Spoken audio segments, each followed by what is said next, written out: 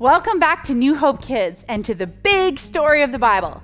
Here's where we are so far. God made a good world and people in his image, and they were very good.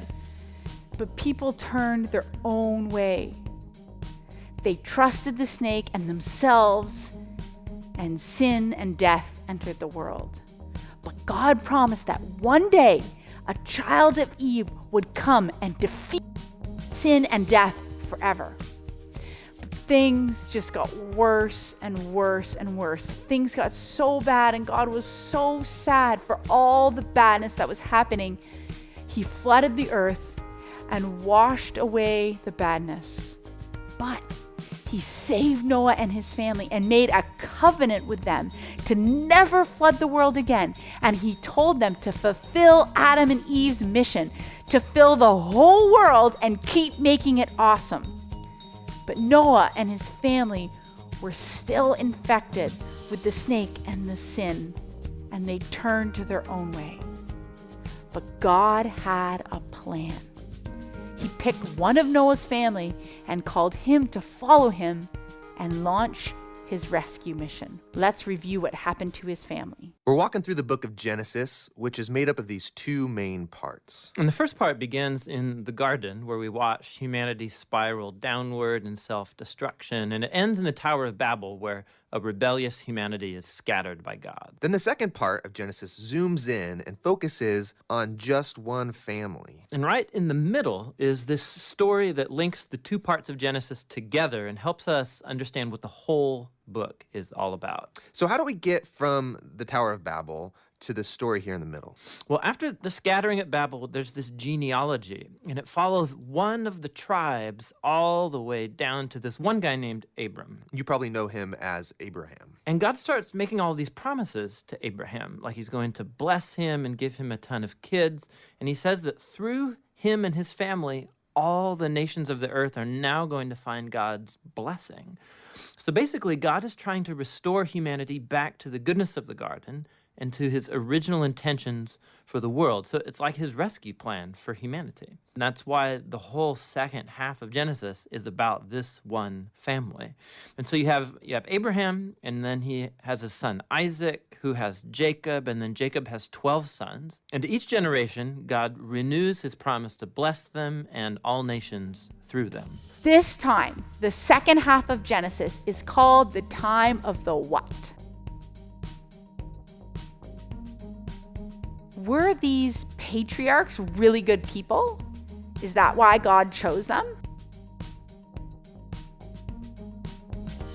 No, each one of them was seriously flawed, just like me and you. But God made a special promise with Abraham and renewed it with his son and his grandson. What's the word for that kind of special promise?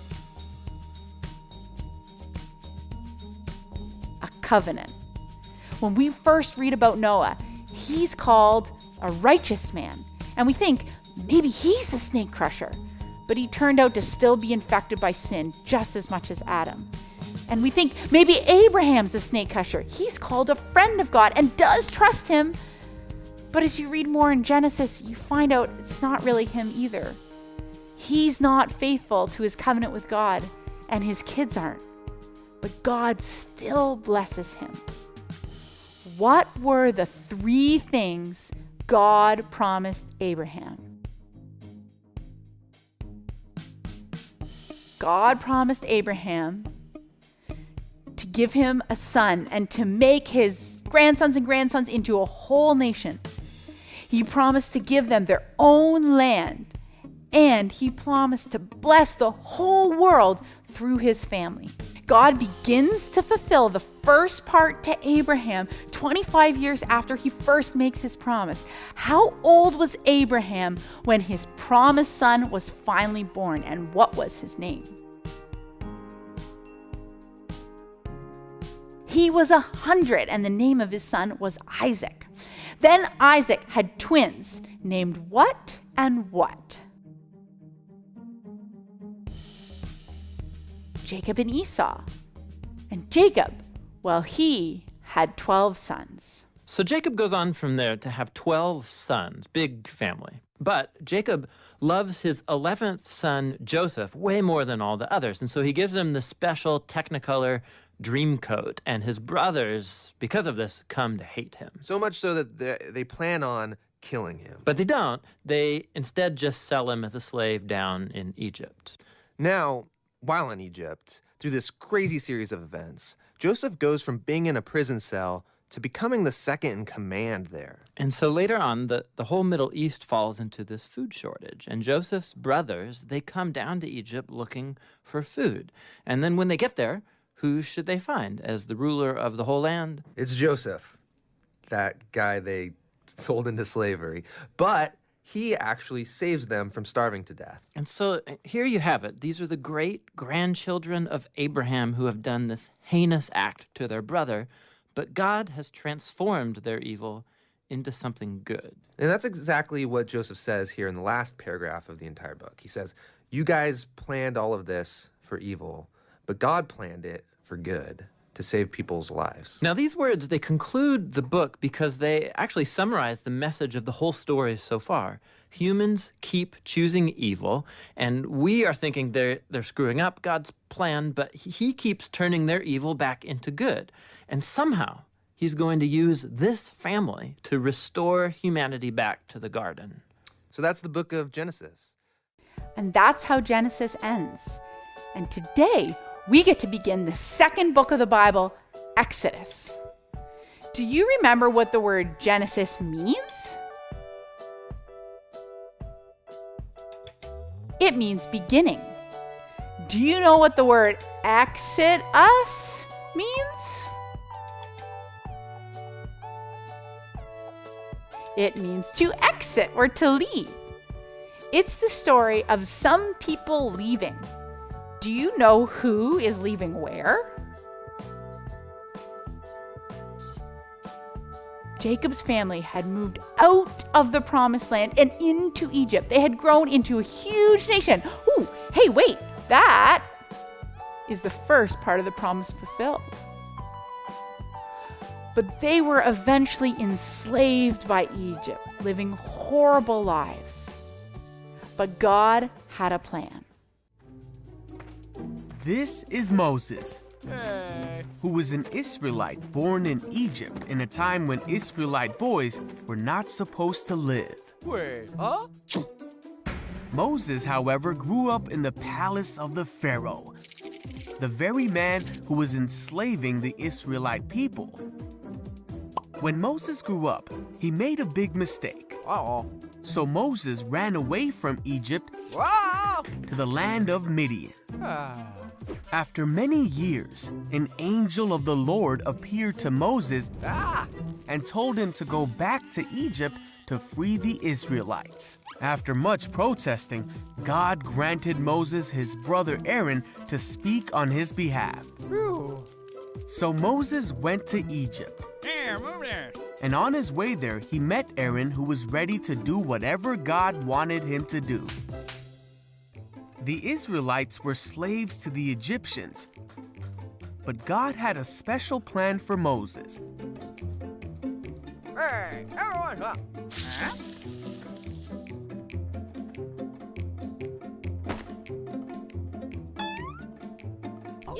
After rallying God's people to them, Moses and Aaron went to the Pharaoh.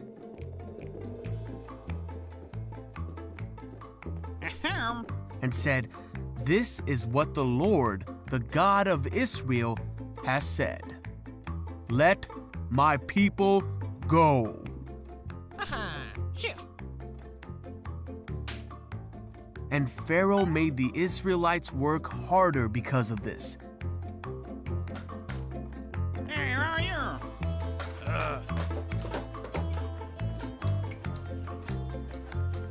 Huh? The foremen of the Israelite slaves were angry with Moses and Aaron for causing this trouble. So Moses cried out to God and asked why this was happening. But God said, "You will see what I will do. I am the Lord. I will deliver you from slavery." Wow, okay. Hey. Moses told this to the people, Hey. Hey. but they were so discouraged that they didn't listen to him. Whatever. God told Moses to go to Pharaoh and to do exactly as he said. So Moses and Aaron went to the Pharaoh. Hey. God told them to take the staff and throw it down before Pharaoh. Huh? Pharaoh was not impressed. He called his wise men and sorcerers, and they did the same thing. Hooga hooga. But Aaron's staff swallowed up the sorcerer's staff. Yet Pharaoh's heart was hardened, and he would not listen to them, Shoot shoot. just as God had said. Then the Lord said to Moses, "Go to the banks of the Nile River and meet Pharaoh." Hey, Pharaoh. Oh, man. Moses and Aaron did just as God had said. Oh. But again, Pharaoh's magicians did the same miracle, and Pharaoh refused to let God's people go. So God sent 9 more plagues to Egypt to show his power.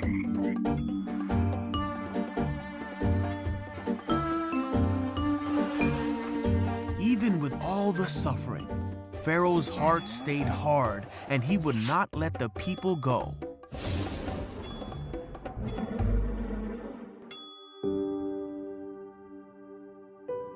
On the night of the last plague, Pharaoh woke up Huh? and heard a great cry in Egypt, Oh, no.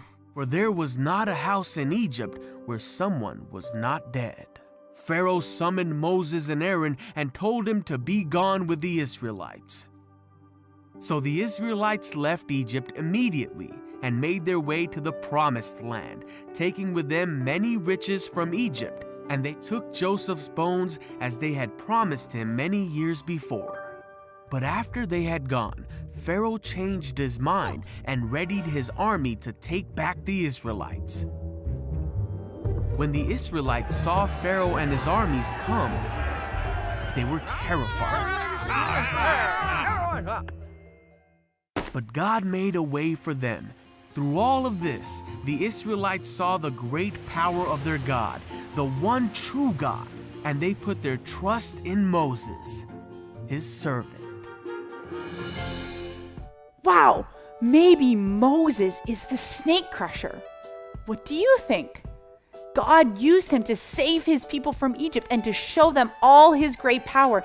Maybe now the people would trust him and stop trying to go their own way. Is that what happened?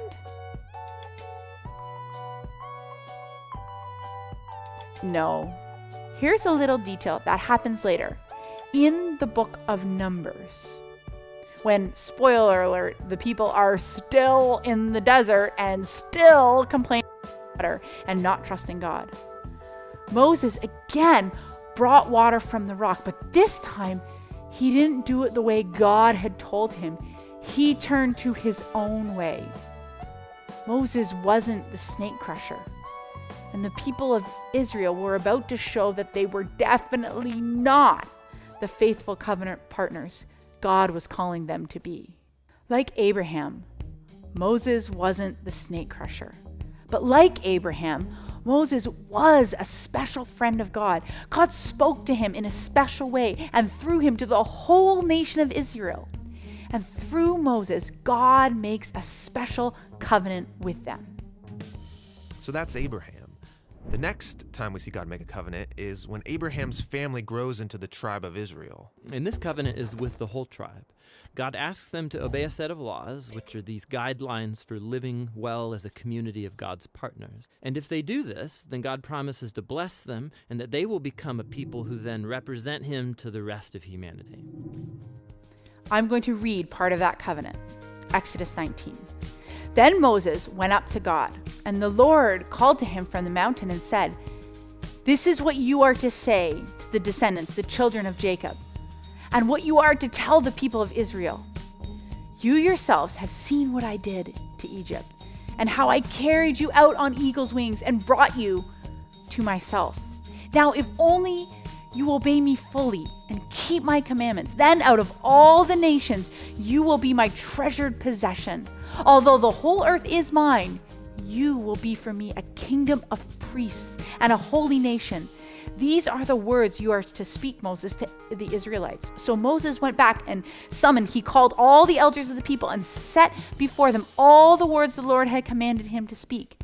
And the people all responded together, we will do everything the Lord has said. So Moses brought their answer back to God. God promised that they would be blessed. They would be his special people. And they were to obey him fully and keep his commandments. What did the people say to this? Did they accept his covenant? Yes, they said they did. But do you think they kept it? No. Have you ever done something bad and then you promised your parents you'd never, ever do it again? Did you keep that promise? You've probably made a bunch of those promises. Have you kept all of them?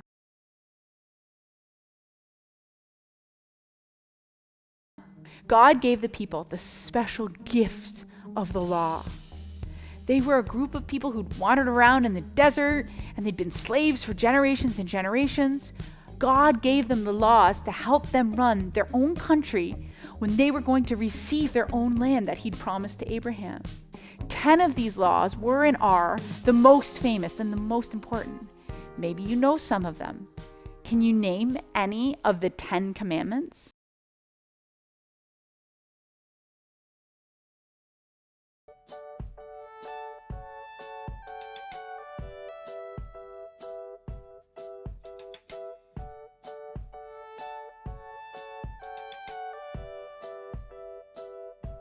The first 2 commandments are that they were not to have or worship any other gods than God. Many other countries and cultures at the time worshipped other gods. They served, and they thought there were lots of different gods. They served the god of money, and the god of human love, and the god of having lots of kids, and the gods of being safe in all these different situations, and the gods of knowing lots of stuff, and the gods of luck. And we still do that today. We all still at times put our trust in money or in power or in human love more than we trust in God. We trust the snake instead of God.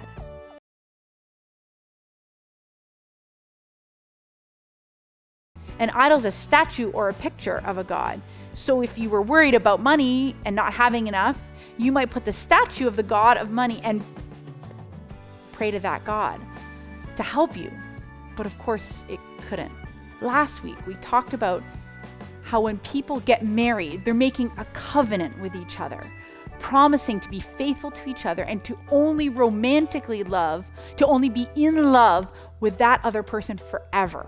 The people all responded together, we will do everything the Lord has said. So Moses brought the answer back to the Lord. That's what they promised. But while Moses was up on the mountain with God, receiving more of his instructions for 40 days, the people did exactly what they promised they wouldn't. Exodus 32. When the people saw that Moses was so long and coming down from the mountain, they gathered around Aaron, Moses' brother, and said, come and make us a god who will go before us. As for this guy Moses who brought us up out of Egypt, we don't know what's happened to him. It would be like someone getting married and then the next day leaving that person and going to live with someone else. They had just promised to be God's special people, and right away they break the 2 most important commands. And what links these 2 apps together is this crucial story. The people of Israel, they're out in the middle of nowhere. They find themselves at the foot of this mountain called Sinai. And here, God's presence comes dramatically down in the form of a violent storm cloud.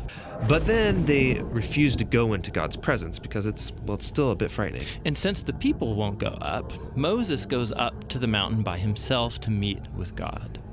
But God still wants to be with all of his people. And so he says, okay, if the people won't come up here to me, I'll come down off this mountain to be with you all. And that's why he orders Moses to build this elaborate tent as a place where God's presence can be among his people. Now let's back up, because before the tent is finished, there's this super important story. Moses is coming off the mountain with the 10 Commandments and the blueprints in his hands, and he finds Israel breaking the first 2 commands of the covenant. Don't have any other gods before me, and don't worship idol statues. Right, and so here we are. Immediately after agreeing to the covenant, they're throwing this ritual party, they're worshiping an idol.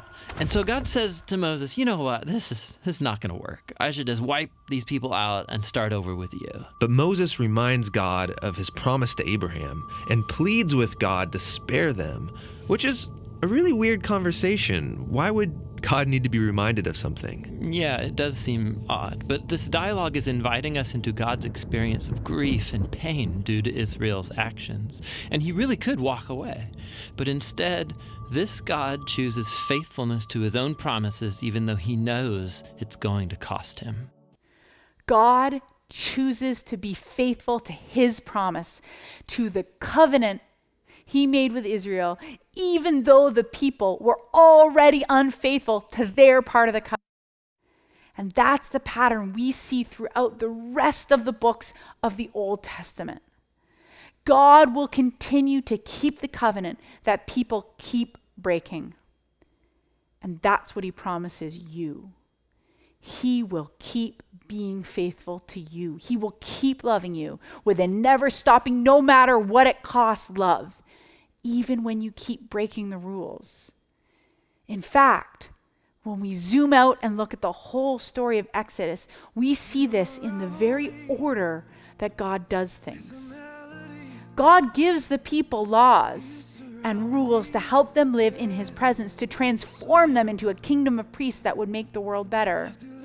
And he saves them from slavery in Egypt. He takes his people out of slavery and saves them through the waters of the Red Sea, like he saved Noah's family through the waters of the flood. But which one does he do first?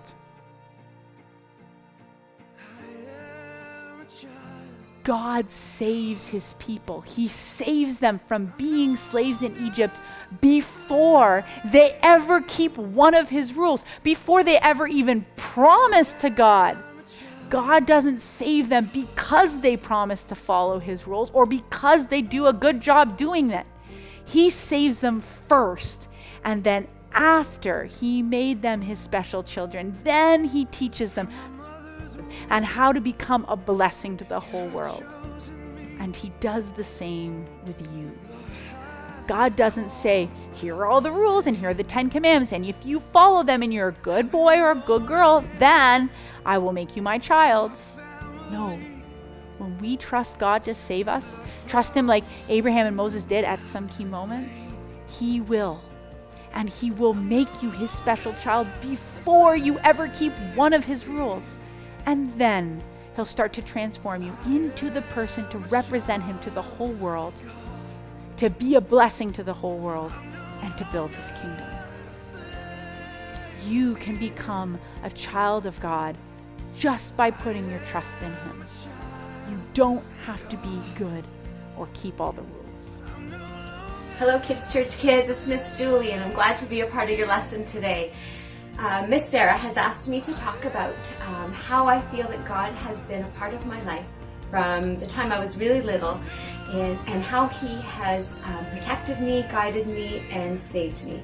And I can tell you, as a little kid, life was kind of tough in my house. My parents didn't have much money, not much education, they fought a lot, they did end up getting divorced, and I never got angry at them. I just knew that somehow things would work out. There was just this weird sense of peace, and I would just pull away sometimes, go sit by myself, and somehow felt protected. And I guess I was, but I didn't really know how.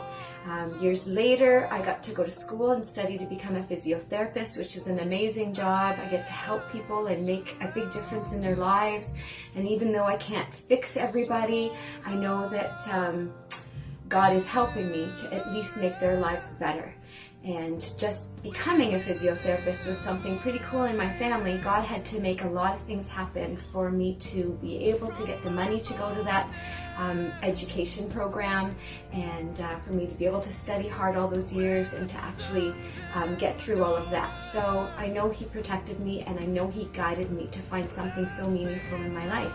And then it was time to take my kids to church one day, and I had an amazing neighbor. Her name was Kim. She kept inviting me to church. Finally one day I said yes, and that's when I met Pastor Tom and Elaine, and I've been going to their church ever since. So I've had a lot of things happen in my life that really you can't explain how they would have happened other than God providing His protection over me, guiding me, and then saving me. Hope you guys have an awesome day. And just remember, even though you don't know it for sure, even though you can't feel it all the time, God is working in your life. Take care, guys, and see you soon.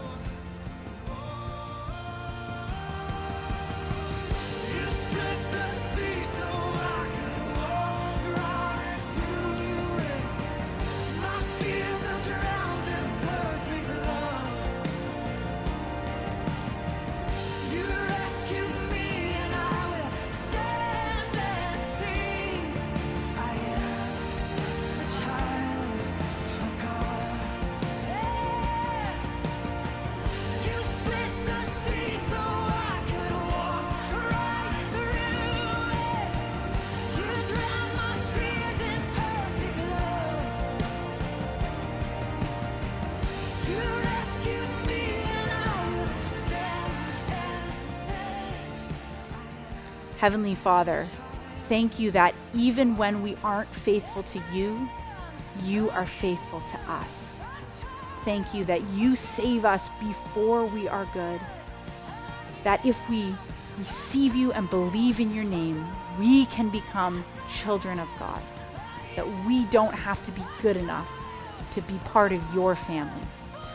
Thank you for what you did, Jesus, on the cross and by rising from the dead to make us be able to be children of God. It's in your name we pray. Amen.